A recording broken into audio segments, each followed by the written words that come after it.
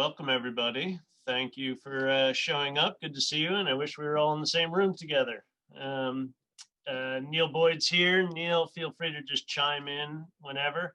Neil and I talked about this. We thought we'd go for about 20 minutes and then open it up to discussion. But certainly if anyone has questions along the way, let's just interrupt and make it casual here. What we're going to share is, here, hold on, let me just free up. We're going to share our experience with some experiential learning projects here at Bucknell in the Freeman College of Management. And we've called them chaining, and I'll talk about that. I think it has different meanings in different environments, but I'd just like to get into that a little bit. So it's chaining experiential learning, and essentially what we've done, and I think the important piece is creating a field station, and a field station in a town about 40 miles from here. And we'll get into that, but that's sort of served as a hub for our activities, and it's helped us combine activities, leverage some of our activities, and build this into something that we think is a little bit exciting here. So first, let me tell you where we are. It's in the coal region. We have a couple towns, Mount Carmel and Shamokin. And these are towns that are really struggling right now. They're towns that have, before this, in the 70s, in the heyday, they would have been about 20,000 people. Now they're down 5,000, 7,000. High poverty rate, unemployment is rampant. As is the opioid epidemic. It's kind of in the heart of that region. So this is a tough region to deal with. I'm always struck by Shamokin having 100% reduced lunch as a measure here. And so it's a very different experience than what most of our students are faced with, and certainly from Lewisburg as well, even though we're so close. So it's a great opportunity for us. So I just highlighted a few of these. They won't all be so wordy like this, but I wanted to copy a little bit of our mission and vision. So the first piece is this field station, which has evolved now over, I don't know, maybe 8 years, to actually a physical spot where we pay rent. We have a local community member who's very involved. He was the former editor of the newspaper. And so he knows everyone. That's important. And he's actually got a sort of a relationship with the university as an appointment here. And we've created this collaboration over time. It started because a former chaplain was at Bucknell who got restationed to this region. And so he knew the benefits of working with the university and how we could leverage each other in this adventure. And so he really got things started, Father Marty. But it's evolved over time. So it involves students, faculty, and staff, and certainly the local community features prominently, especially because it's their needs, right? And so we're doing the things that they've identified, and then we see how we could plug into that. What Neil and I have done is recognize, perhaps out of necessity at first, how to link together a lot of these projects, and that's what we're really going to talk together about today. There's Father Marty and there's Jake to his right, and all the partners. There's Judy Polides and Kathy Besser, folks we've worked with quite a lot here. And this slide hasn't, I don't have a nice version of this slide. This was in our Bucknell alumni magazine, so it looked nicer, but it's been updated since. So we have a ton of students that have been involved. We've got a lot of great media. Over 50 faculty and staff have been involved in this to some way, shape, or form, 55 projects, across the university. And so this is something that is, grown a life of its own over time. So I'll walk through some of these things. So here's the classic sort of one-off service learning project. So this was our introductory class. First years and first semester, second years. And they did what I'd call that classic sort of one-off project. They found a food pantry. They wanted to work with them. They redid the shelving. They redid a layout plan, and they collected goods for them. And we're proud of these activities, but this is sort of that baseline kind of experiential learning. Another baseline sort of one-off project was, this is now at the seniors. They were working with a local church in that region who makes an enormous amount of money off of pierogies. And so they make pierogies, and that alone got me interested in the project. But it was a great effort. And here they're trying to bring in a little bit of operations into it, the layout of the kitchen. They actually helped out. But I add that this is just a step above the other one. First of all, it's seniors, and they developed a plan and a marketing plan to try to sell more of these. But I also like, in that top left-hand corner, they worked with engineering to do a 3D print of a mold for these, because a lot of the women were having trouble keeping up the pace that they may have used to have. So they made a mold and replicated that a bunch of times and gave them those. So here's a slight cooperation with engineering, but this is what we're growing into and we're building over time. Here's a more classic example of this linking or chaining from one semester to the next. So Neil worked with this. This was a community center. If you can believe it, that building was just purchased by the folks we're working with for $5,000. And so this is a gorgeous Victorian. It's probably 4,000 square feet. It continues on in the back. It's massive. It's got a kitchen. It's got a dance floor. The story is that every prom and wedding up until the 70s or 80s was held in this building in town. And it was the American Legion for a long time. They couldn't keep it up, and they just got rid of it. So a group picked this up for literally the closing costs of $5,000. It needs a new roof, and that's not an easy roof, if you can look at that. And it needs a lot of work inside, but that's been relatively exciting. So Neil's group, this is seniors in management consulting. They tackled this last semester and developed something of a strategic plan. It's kind of a strategic plan. It's kind of a manual. It's kind of the source for grants, right? It's sort of undefined because there's so much that needs to get done. So they tackled it. And then this chaining idea comes in, where now I'm teaching that course this semester and have another group of students. And so literally on day one, we read the last semester's report and we go on from there. Right? We meet back with the clients, we talk about this and say, all right, what can we build upon and grow based on what we did last semester. But as you know, we don't always tackle everything we plan to do each semester. We have different skill sets each time and different professors. Neil and I have different outlooks. And so this is a good example of just sort of building over time, right? From one to the next. So here's another one, which is, again, slightly different. And I just mentioned this as a different kind of partnering. And so this is, again, the same kind of experience where a consulting group class tackled the library, which was not able to make their budget about halfway through the year. They're really getting hurt. And then that was followed by a summer institute. So it wasn't actually a class, but we were looking for something in the summer to do with a different group of students.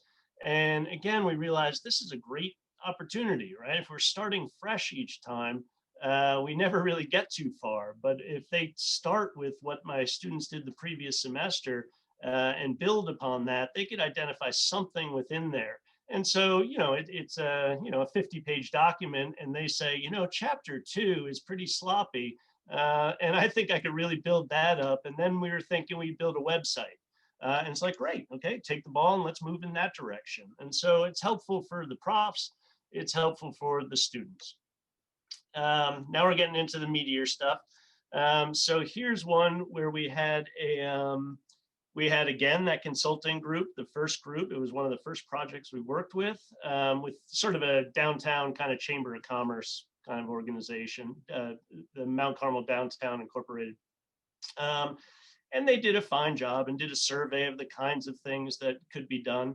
The following semester, I had an independent study. And so we decided we would use that original project again. But then we partnered with the graphic arts class. And so the graphic arts class, they just have to build a website and a new design, and they really don't care what it is. And if they didn't come up with a real project, they would have picked a fictional one.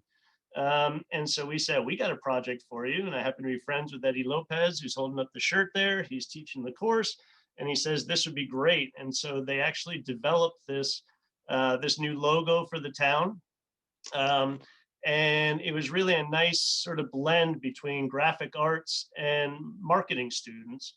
And what I really appreciated about that one is both sets of students, and myself and the professor, Eddie, as well, both got a pretty profound respect for each other's discipline. You know, I just thought people kind of doodled and came up with a logo like that. It is a massive amount of work. I mean, there's templates, there's formulas. I mean, there's a full science behind that. And I think they were impressed. And I think they also had a fairly dim view of marketing folks, and thought we just did advertising and couldn't believe we didn't come up with that logo. And then when they saw what we really did, I think they were impressed as well. So it was great to have the students talking to each other and learning from the kind of folks that they're most likely going to be working with. We ended up then finding a little bit of money within our college to actually print these things up. So she's holding, you know, the street lamps that are downtown. We made like new flags for the street lamps, you know, made some t-shirts, and, you know, several $100s, you know, $500-600. It wasn't that much. But we were able to really leverage this and get a lot of publicity out of it. And in a town like this, the publicity to me is not for us. It's to show that there's some excitement and there's some change going on in town. And I think that was fairly important. And so here's probably my favorite, and I imagine Neil's as well. So this one went 3 or 4 classes in a row. And so it started with the survey. They had a pool. This pool that you're looking at was pretty much shuttered. And it had been closed for about 7 or 8 years, and it was getting to the point that it was not going to come back. They were actually talking about paving it over and putting a basketball court on top. They couldn't afford it. And so we started with a survey, and that was one of the original ones as well. And everyone, you know, there's sort of widespread, you know, yeah, we'd love to have it back again. We'd be able to pay a little bit for it.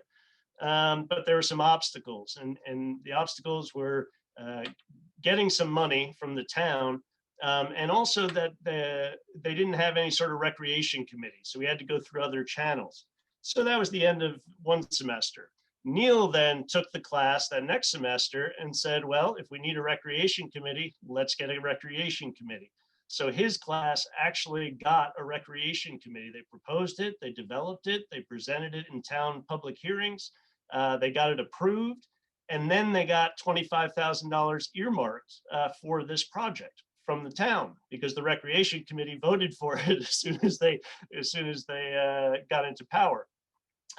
So now we have 25 grand to work with, and it came back to me. So now I have another class that now sees 2 sets of classes material, and they developed a business plan for this. Inviting the local swim team. We'll give you whatever hours you want, but they all have to be lifeguards when they're not when they're not swimming. You know, all different groups got involved. Ended up after that summer. Then that summer the camp that was also part of this, they got involved, and the kids were able to use the pool for the camp for that summer. In the end, we got enough revenue. We actually only spent what was it, $1,200, Neil, for the summer, and it was open for most of the summer. So we had a pretty good, decent business plan. But that went through sort of 4 pieces of this, right? A summer camp, which was involved with our athletics department, and 3 subsequent classes. And so it just becomes more and more meaningful over time, and we actually can really start to get things done, which in a 15-week period, you just can't do. So the typical cadence is you go through the 15 weeks, you present your report, and then we move on from there. Here, we're able to then meet back with the client again, discuss what could have happened, take some interim steps. The client moves the ball forward a little bit because they're a little excited about this. And then we get our hands back on it again for the next semester. Yeah, Eric, If you don't mind, there's another project that was involved in this too. It was our Summer Institute in Leadership and Sustainable Technology Great. that myself and Peter Janssen, an engineering professor, ran for several years. And so a student group there came in and did a community solar project at the pool and showing how they could generate solar and kick it back to the grid. Now we need some grant funding, to pull that off eventually, and that hasn't happened just yet. But just good example of how you can have some ideas occur and potentially make some great things happen. That's great. So here's really our idea that if we have this chaining of classes, first they can happen over time, right? The pool example and the community center example, that we take the same class and move it over time. The second is we can move it across classes, so we can start bringing in different disciplines for different niche areas. In fact, we're thinking now of getting the civil engineers involved in the community center for the HVAC and other pieces and electrical engineering. We can also engage across different types of activities. So they don't all have to be classes. There are summer activities, there are internships, we have a lot of, well, not this year, but normally we have athletes around over the summer and folks that are looking for something else to do. We could give them a report and say, find a nugget in here that you can move forward, right? And then I'd say there's a combination. We actually worked on an NSF grant. We didn't get it, but it was a good step of working together across engineering and arts and sciences and the College of Management for bringing broadband to the region. And it was really building upon all these things together and saying, gosh, if we really leverage this, we're going to need broadband. But it starts to show how we can engage across different areas. The key is for us thinking about if we're anchoring to the place, the actual nature of the class changes every time, right? And so the idea that Neil might run a class, the same class, management consulting, but it's very survey heavy the first time, and it gets into a lot of methods and those kind of that kind of course. And then the next round of it might be, again, this public hearing. How do you go through the public process? And then the third round is writing a business plan. So we need the flexibility of a course that allows for different learning objectives in there, right? And that's kind of, it works well for Neil and I, and it works well for our sustainability consulting course, but you need to sometimes craft that flexibility into things. So I'll end with 4 slides here of just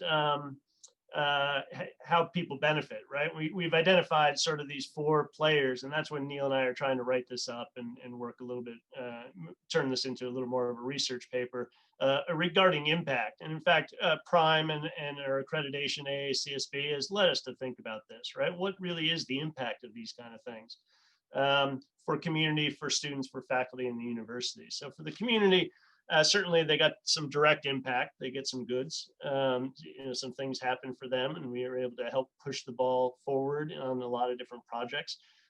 There is a lot of local purchasing, and so we do tend to spend a little more money in the community than we previously had. An awful lot of people talked about the optimism that there's a group of students and some faculty who were excited about what was in their town when they were starting to, really trudge through things and really be a little apathetic about their town.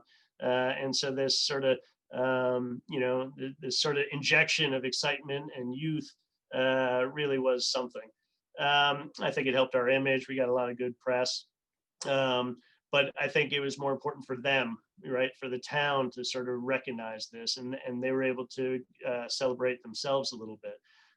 You do need good local partners, and we have one. We have a fantastic one. We have a whole set of them, but we have a key person, and I'll talk about that in a little bit. The students, it is a very different community, so I think it was a wake-up call for some of them to see this, and I think that's important.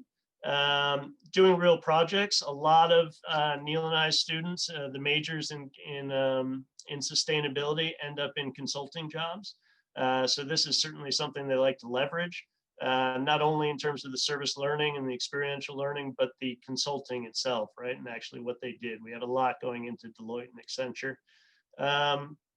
I think it's hard not to share with them the pedagogy. So I think it's a much more open kind of classroom where they recognize after the first, couple weeks of us going through the OD process, org development process.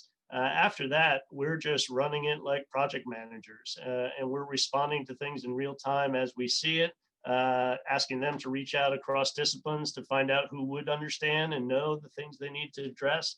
And I think that's important. For faculty, first of all, having this community engaged learning, it's spot on for what we stand for here in Bucknell. Able to get a bunch of folks together. It's a lot easier to start addressing this when you have multiple faculty. And between us, we either know the people or know the projects or know the skill sets that are needed. So we're able to leverage each other in that way. And this field station and the institutional support has been, fairly helpful. I mean, of course, Neil and I are always fighting for more money. We'd love to see more money and talent. But just the fact that they have stepped up, probably $5,000, $6,000, $7,000 a year at least, makes a statement and lets us in the door a little bit, and we could leverage it from there. And the university, right? They like to promote this.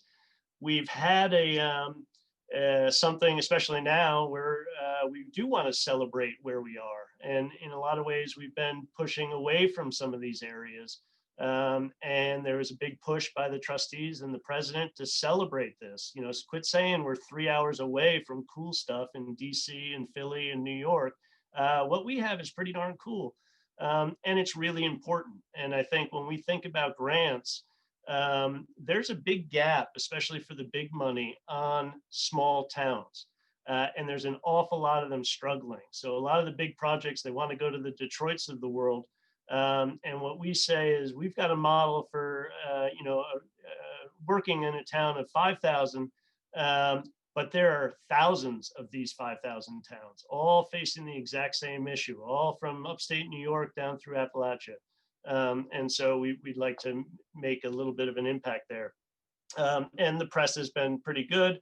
We get a lot of media coverage. The university leverages it, which helps with resources. It also helps that I get a lot more students that are not just my management students. I'm getting students from across campus because they recognize this is probably a good way to leverage things. And so this year, particularly, I've always had one or two. This one I have more like 4 or 5.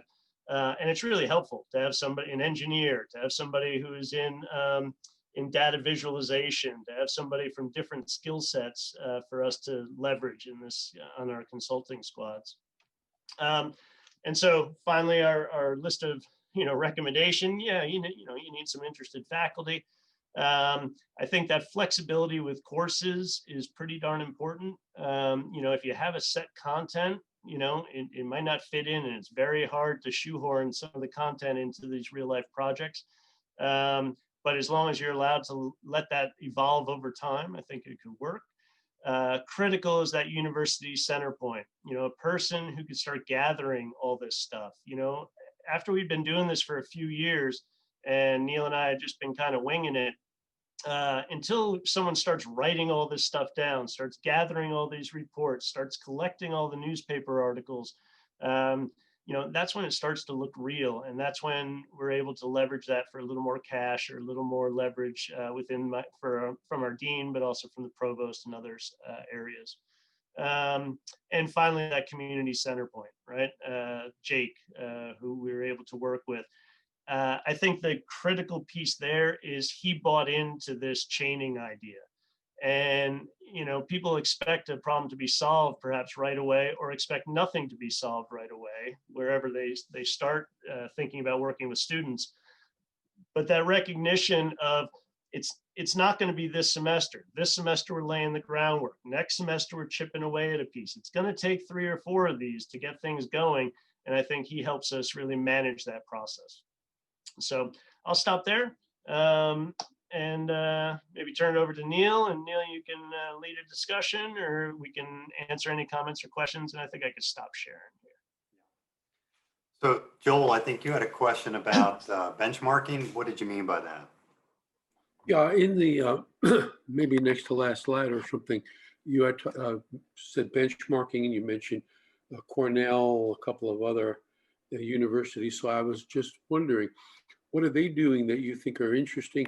what are they doing that might have helped you? I think it's sort of nice to see that you're not the only folks that are doing this kind of stuff. And, just a little more about that will help us to see, I don't know, the generalizability, the ability to start to think about this in other places as well. Yeah, so just to give you a little bit more of the backstory on this. So Eric, you've been at the university, what now, 10 years? Yeah. Okay, and so I've been at Bucknell 8, I guess. And when I came to the university, Eric had already met 2 other faculty members, Carl Malofsky, who's in sociology, and he's been very involved in Arnova over the years, and Professor Ben Marsh, who's in geography. And they had been doing, community engaged kinds of work, in their classes for a number of years.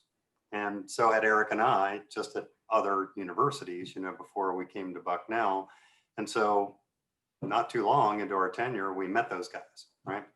And they were running a thing called Fertile, which was the Field Research Teaching Lab, which was in the College of Arts and Sciences. And basically, Eric and I got involved in that with those guys, because of our common interests. And after a year of being involved with them, they said, "Hey, can you take this over? You're management guys. At least from a strategic planning perspective, we've been trying to push some of this stuff at the university for a while, and it's not going quite as well as we wanted to, because they wanted the thing to kind of really blow up, right?" I think they said, "Can you do your management thing to it?" Yeah, yeah, exactly. And we're like, okay, sure. So, we did this. We did a bunch of interviews across campus and tried to gather a lot of information, and then proposed back, what could Fertile become? And we saw it becoming something much bigger, a university-wide effort, not this research lab, over inside of Arts and Sciences. And I believe during that process, we learned about Engage Cornell. Mm-hmm. And we were like, wow, this is really cool. What they seem to be doing up there at Cornell. How are they structuring this? Like, how are they pulling this off? We saw a multi-million-dollar gift that had been produced for it. And we're like, oh boy, does it take that, to make something like that happen? But interestingly, right at that same time where we had put this proposal forward to essentially the Dean of Arts and Sciences, there was another group in Arts and Sciences that put a counter proposal to ours and essentially took the money away for this Fertile thing. And so then they started to run Fertile. And in the interim of this occurring, the so-called 40-mile project, this Mount Carmel project, was able to then be created as a side project. But, fast forward a bunch of years later, we've had people on campus from Engaged Cornell. We've been talking to the principal players that put that thing together. The new provost and actually 2 provosts in a row, have been supportive of this. We've seen this thing, even though it became an aside for a period of time, now grow and grow to something that still hasn't reached its full potential, but I would argue is much bigger and badder than Fertile, currently is in Arts and Sciences. But I think, as Eric has articulated, it's taken some faculty players, but it also takes players in the community to make it happen. You have to have a node there. And then we have this director of our place studies program, Shauna Barnhart, who's been a really key node, on our side of this. So it's a staff person that really helps to, do some of this stuff. And we're seeing this now be much more connected to the Office of Civic Engagement. And it's become a thing that has gained traction, across the university. Of course, again, can continue to be much bigger, than it currently is. But it's really been cool to watch its progression over the last several years. If I may follow up briefly, so you kind of had a model, at least one, that you looked at and borrowed some of your thinking from, and transferred that, right? Are you aware of other kinds of this chaining type of service learning or field project kind of thing going on in other places that you would direct our attention to? Well, I'm glad you bring up that question, because, we've presented this, especially Eric has presented what at the Aspen Institute, We've presented to the community psychologists, who you would think clearly, would have done this kind of stuff quite a bit. We've been at the academy presenting this before, and we're not finding a lot of other people doing this. Mm. It's saying that place is the center of the activity, and then building, collective efforts in a specific location. When I think about a lot of the projects I did in the community in either OB or management consulting and so on before coming to Bucknell, and even at the beginning of Bucknell, they were more like just one-off projects. We'd worked with a community partner or a nonprofit organization or whomever, generate some project report, et cetera. But then that follow-up, to be able to do the next project, the next project, the next project, just doesn't typically happen. So if or if anybody in the room here knows of other places that are doing this, I'd love to hear it. I don't want to monopolize, but it leads to it begs the question, and you don't have to do it right now. You can listen to some others about what do you see as the key challenges that those of us who'd want to start doing this would have to face, and maybe what kind of key advice could you give to people who did want to start this kind of ball rolling in their own university? Yeah, Eric, I've been answering a bunch here. I'll let you take this one and I can chime in. Well, it might relate to, I think it's Dana Mazutis, her question about, integrating the projects, as well as, let's see, Chelsea's comment on finance majors, maybe accounting and others. Some of this relates to what you consider your capstone or your culminating experience. And so in our discipline, in sustainability, and the way Neil and I have interpreted this, any consulting and actually working with the client is what we want to capture, right? And working with the client and being flexible and finding out those answers. I think if you have a different interpretation of what needs to happen in a capstone, like the highest level of finance or the highest level of accounting or analytics, sometimes that doesn't happen. So for example, in one of our projects, I was very proud and I was so impressed with some of the analytics that someone did. And we showed the analytics professor, who just sort of snarfed a little bit and said, that's like analytics 104. Like, it's not impressive at all. So that wouldn't count as a capstone for us. And yet we thought the fact that they were working with the client, answering their needs, going in depth, finding some answers, we thought that was impressive. So that's a little bit of an obstacle that we face. That we are going to have to work on, because we're now going to propose, to Chelsea's point, propose a version of this that is across majors that students could apply to. And what I'm hoping is I'm going to have 2 accounting, 2 finance, 2 analytics, 2 marketing, 2 sustainability, and 2 management and organization folks. And we'll see what we can do. But that does constrain us in the projects, because right now, I mean, we can make up some stuff, but they don't need that high level in a lot of cases. The extent of the finance within the library project was moving stuff into an Excel spreadsheet or moving into QuickBooks. So it's not quite that high level. So that's one obstacle.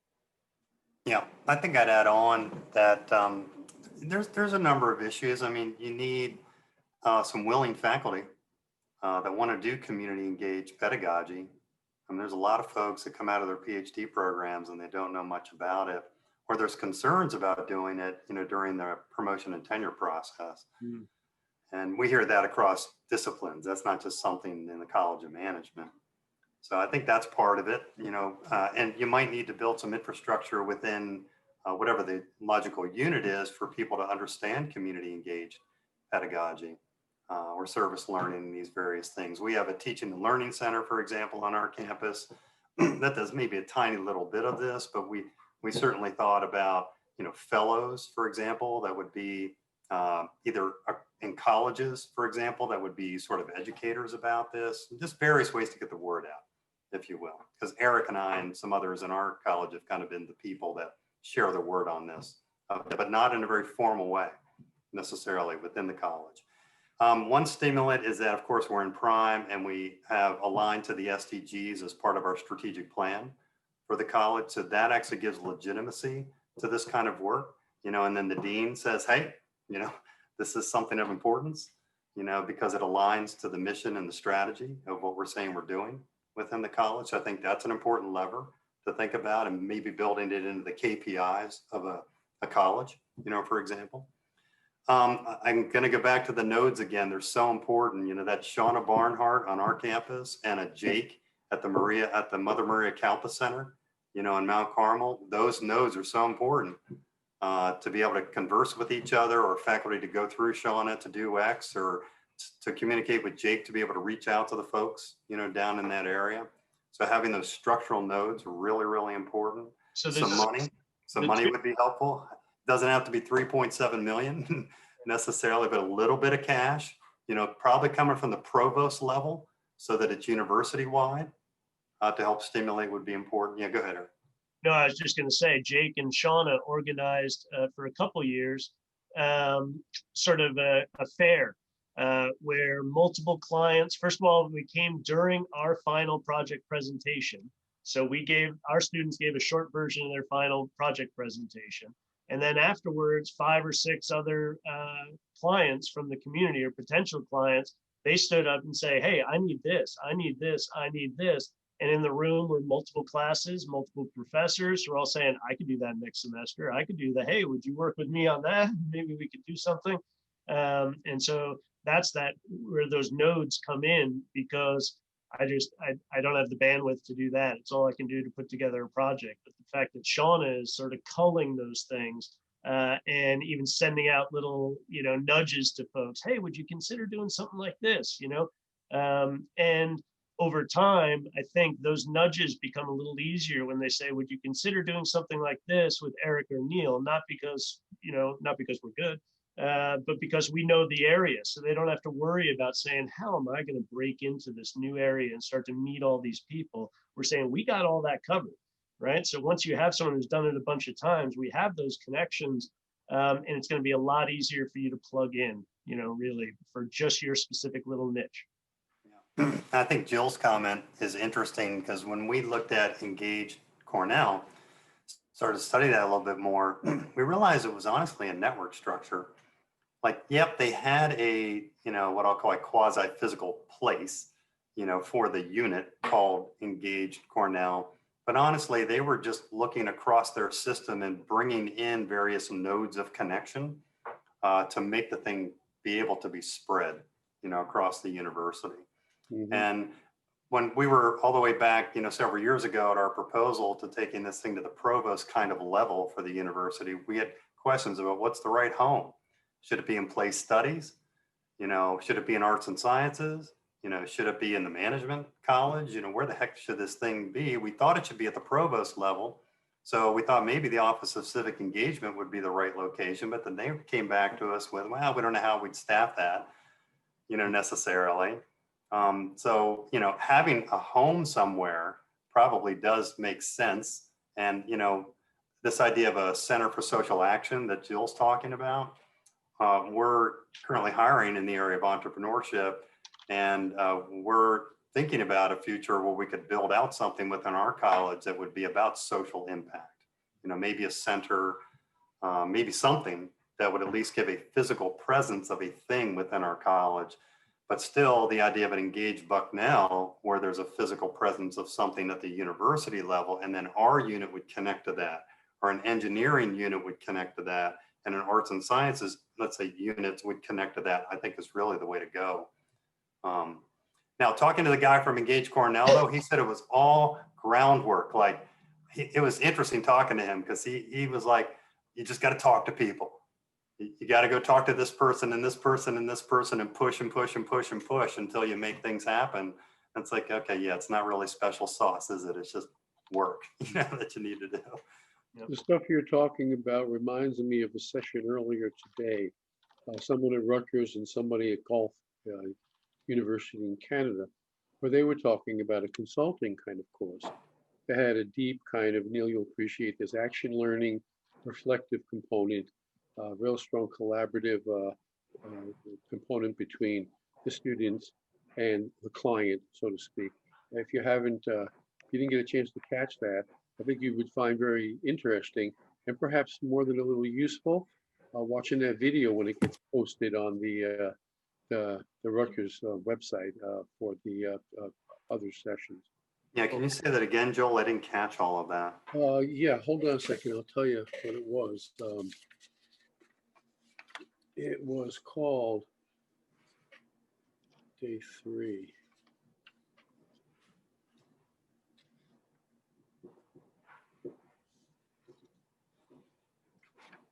Um, no, where is this? It was right after, no, it wasn't the Rowan panel. The panel. I'm sorry, it was about action learning. Well, no big deal. I mean, if you figure it out, just send it to me. Yeah, I'll tell you, I'll put it in the chat. All right. I'll find it in a moment, okay? Okay, cool. And Thank I'll you. put it in there. I don't want to waste any of your time with this or anyone else's. Sure. Other questions people would like to ask you. Thank you. I might mention one other piece. We've long had a class called Management 101. And Management 101, when I started this, I said, here's one of those classic sort of service learning one-off projects. That was our 101. And it's our first years. And this was since 1979. It was kind of the brainchild of John Miller. And what he thought about was reversing our entire curriculum. And he said, you know, we're having simulations and consulting at the senior year. What if we do that first year and throw everyone into the water? They won't know what they're doing. And then they're going to pay a little more attention to the rest of the classes after that, right? And so what that first class is, it's a pretty intense class. It is experiential learning, service learning, where the students make a company, and all our students go through this. In fact, a quarter of Bucknell students do it. It's gotten a lot of fame over the years. Neil and I are just carrying the torch over time. We didn't invent it, so I could brag about it. And half the company sort of comes up with a business plan to sell a product. So they sell, and probably in the back of here, some of those hats that are hanging in my office, they'll sell a product. And with that revenue, they do a service project in town. And so that's gotten great fame and prestige, and people love it. And it's one of those classic sort of Bucknell courses.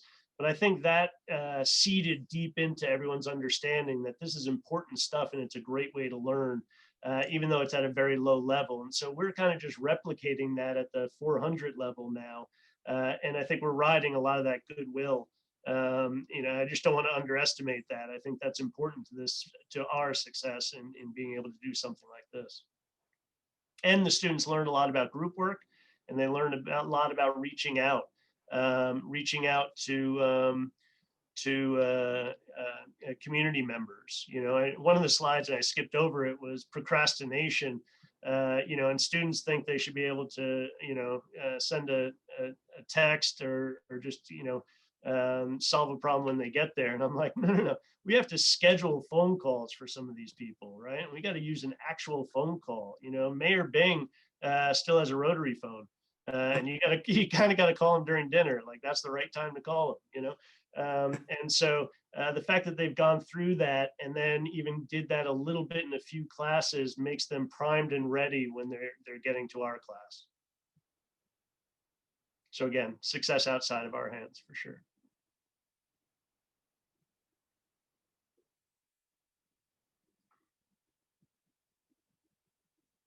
Yeah, I'm sorry, I'm just reading some of the comments. The cohorts, Dana asked, how big are the cohorts? You know, different sizes. We've had 8, which is lovely.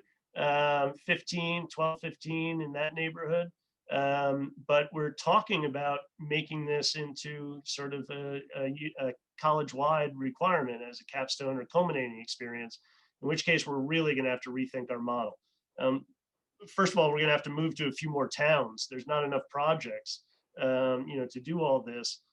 And, you know, it is an intense, you know, process, you know, and so I really get pretty heavily involved. It's not like I prep so much beforehand. We do for like the first couple of weeks where we're giving some presentations on the OD process and action research and you know, appreciative inquiry and positivist thinking, you know, all different ways that we could go about doing this. But after that, it's, you know, I'm just on game. I'm showing up to those meetings. I'm going to public hearings with them. You know, I'm meeting with the clients, and some of that I've realized over time, you know, after the first 2 rounds, I kind of thought, oh, I could back off this a little bit. what I recognize is that's what gives me a little more legitimacy. You know, I'm the glue that stays together. And so they're always kind of seeing either Neil or I in the room. And I think that's helped over time, where for sure the students are changing, but at least they still keep seeing one of us. And I think they're not entirely sure which one they're seeing, but that doesn't really matter as long as they're seeing one of us. So, you know, how I long? think Chelsea's question is a good one about how long we're in town. Well, we've been there consecutively over multiple years now, but scheduling the course and arranging projects, we do that in different ways. Like it can actually be done fairly quickly to a semester, you know, given the fact that we have connections there. But I've also started to do a thing where this prior semester we'll bring in different project ideas through Jake. You know, he'll bring different community partners into Bucknell, and we'll have them present those ideas and basically, you know, show some of the issues and problems, you know, that they're dealing with down there. And then students will see those and then have some choices, if you will. But I'll tell you, every time that happens, the students, I think, go away from that blown away. They're like, oh my gosh, wait, holy cow. Like, look at what's happening down here. What can we do to help, you know, in this situation? Mm-hmm. And in general, like I have, you know, if I have 12 students and I have 3 projects, I like to have one of those mature ones, like the pool, you know, one mid-range, like we do in the mediation center right now, or the community center, and then one brand new, right? And those brand news don't always make it to phase 2. You know, sometimes they are easy and they're just a one-off. Sometimes our students did not impress. Sometimes our client did not impress. Sometimes it's just not meaty enough really to get involved, and the problem is something else. You know, we just can't quite tap into it. But that goes back to a little bit of the flexibility on teaching and support from the university in promotion and tenure. Neil and I are now comfortable enough that if 4 students pan me, I'm okay. But I would have been worried about this, you know, in the year going up for, you know, tenure, you know, or somewhere around there, because these projects can go south pretty quickly. This COVID time, I mean, it's not as good this semester for sure. You know, we didn't get to go down there. We didn't walk through the building. I mean, that's where the power is. And for students to be able to walk through that town doing surveys and recognize this is what we mean by this kind of community. And I have definitely never seen anything like this before. You know, that's powerful stuff, and that makes them work so much harder and get so much more engaged. And you know, taking a lot of those little key elements out of this, just going out to eat down there, right? And you know, that kind of stuff. Taking those elements out, it's not quite as cool a class. And so there's something to worry about, right? Yeah, the pictures of some of the girls making the pierogies, Yeah. you know, with the women, and then they were actually asked to be the celebrants at mass. I mean, how cool is that? You know, that as part of their class, they're doing that.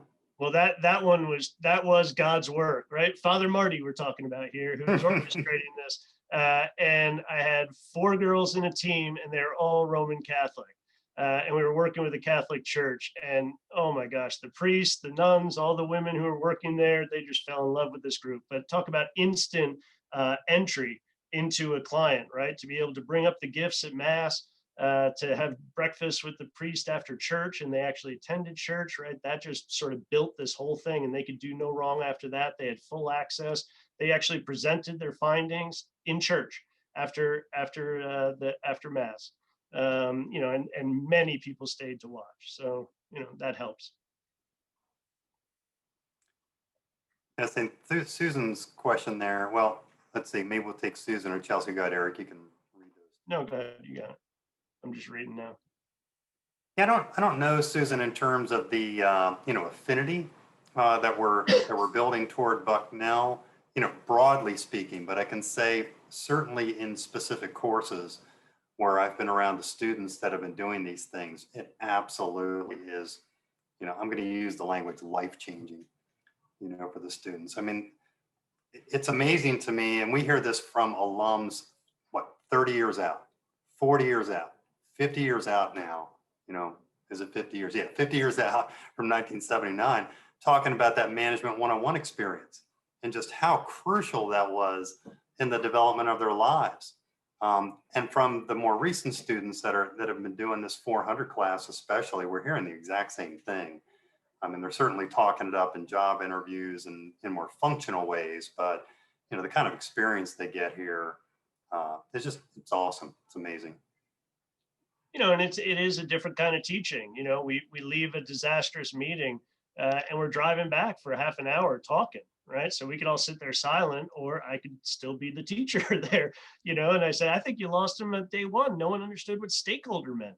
And you used it 150 times, right? And no one understood what you were talking about. And that's a great insight, and something that never occurred to them, that people wouldn't actually be realizing, or another guy used ROI over and over until I interrupted and said, that's a return on investment. Can you explain that a little bit so everyone knows what you're doing? And all of a sudden, finally, you see people nodding. You know, they hadn't thought about something like that. They had only presented to professors who all knew more than what they were presenting on that topic in general. And so I think that's a great learning environment to work in. And I think that's what people find comforting in this. Yeah, I think your comment, Linda, about, you know, how do we do this in a pandemic is a great question. Mm-hmm. Chelsea, to your point about how much time in the semester, well, I mean, if you take the fact that, let's say we're doing a spring course, right? That in November, we might have Jake bring some community partners and talk through projects and so on. I actually, in one of the semesters, I had students pick project groups prior to when they left, you know, for the fall semester, so they could do some reading over the break and hit the ground running, you know, from day one when we hit the spring semester. Eric mentioned earlier, there's a bunch of front load reading that we do in OD, and we I don't know, it's kind of like receiving a fire hose level of reading, you know, early in the semester, but it's a lot of reading up front in the beginning of the term. But they're also getting to meet the clients. They're also meeting professional consultants from Deloitte and Accenture, leveraging our alumni network for that. That has become really great in the last couple of years, to bring in and almost think of it like professional mentors that we've put on their consulting teams from Deloitte and Accenture, so they get to see the way the consulting is carried out in organizations like that. And then also be able to see the juxtaposition between practice and what we see in the academic literature, you know, of OD. But it's a full semester, you know, that they're working on this stuff. Yeah, I think that's a critical point, Neil. I forgot, we got to add that in. We haven't added that in. That was really last semester and this semester that it really worked out, where we got a presentation by all Bucknell alums from Deloitte, from Accenture, and then from a small sort of boutique shop about consulting. And I thought that was really great, because if you kind of squint at each one of their models, they look like the classic academic OD model. But they all have different words and different labels, and the students can kind of see that. And I think they appreciate that. Plus, a lot of them are our students. So they say, hey, you know, Martin wasn't that far off. This is kind of what we do. So that is helpful for legitimacy. But now my students present to them, both of ours do, you know, present to them maybe twice during the semester, give them some updates. And then they do a full run. The final presentation does a draft to 4 or 5 Deloitte folks. And they're really good, and the students buck up, right, you know, to them. They want to show off to that crowd. They're looking for jobs there. And so they want to impress them. And those guys are critical, you know, I mean, they're definitely tell them like it is, you know, I mean, one guy said on the last draft thing, he said, really, you made me wait 30 minutes to tell me what the key findings were? Like, start with that, right? And it was just such a great insight. And God, I must have told them that 25 times, but they don't listen to me. You know, and he's had that one, they're never going to forget that, right? You know, he said, you made me sit on my hands for 30 minutes and wondering when you were going to get to the meat of it. But yeah, that is helpful. Well, I think we've come very close to the end of our time. You know, at this point, I don't know if we turn it back over to you, Joel, or how it works, but thank you everybody for being here. Thank you very much. I appreciate getting to share this and getting all these great questions. I actually copied the whole chat, so I'll be looking at some of these things and getting back to several of you. Yeah, we're copying the chat too. I'm not sure Okay. who would close this up, but thank you very much for quite an enjoyable and useful tour of the very novel and I'm sure very engaging for both the students and the community kind of thing that you've been doing. This idea about the chaining and you know, it's just these action learning, service learning kind of things. I think everyone recognizes have enormous potential. So it's great to hear that it's possible and what you guys thought were some of the keys to success in making it happen and keeping it going. Thank you very, very much. And Neil, it was just great to see you since you became a white-haired full professor. Yeah, exactly. Last You know time me I as the saw you, thick-haired, dark-haired guy. we both had dark hair and less wrinkles. Yeah. Yeah. All right, so thanks. I guess whoever's the mechanical host here is going to turn this over to the next group, okay? Great. Thank you very much. Great. Thank Thank you you all all. very much. Take care. Bye.